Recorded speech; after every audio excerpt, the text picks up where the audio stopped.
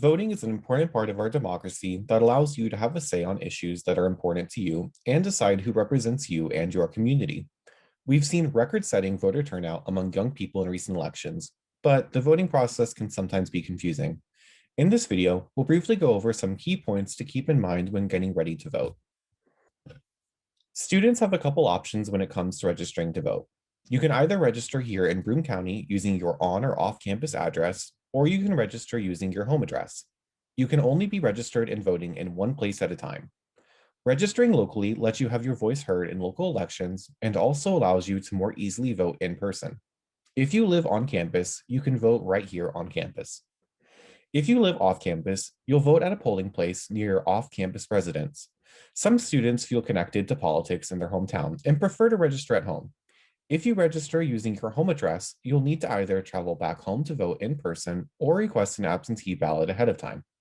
You can access the New York State voter registration forms on the CCE website or by stopping in our office. We'll even collect your forms and deliver them to the Broome County Board of Elections for you.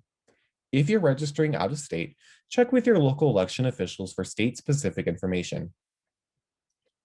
Don't forget that you need to update your voter registration every time you move, even if you're moving within the same city. Voting is tied to your address, and where you live determines which elected officials represent you and which races you can vote in. All you need to do is submit a new voter registration form. Once you're registered to vote, it's time to make your voting plan. Depending on where you're registered and other factors, your options may include voting early in person on election day, or voting absentee, which is sometimes called vote by mail. There are a few extra steps involved in voting by absentee, so it's important to plan ahead. You can find more information on locating your polling places, finding voting hours, and requesting an absentee ballot on the CC's website or by stopping in our office.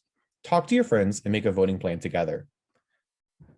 Before you head to the polls, make sure you know which candidates or referendums will be on the ballot so that you can make an informed decision based on your own views. You can find more information by visiting the What's on the Ballot section of the CC's website. For more detailed information, upcoming deadlines, and necessary forms, visit the CCE website or stop in our office in UU 137. Our team is here to help all students make their voices heard in the democratic process.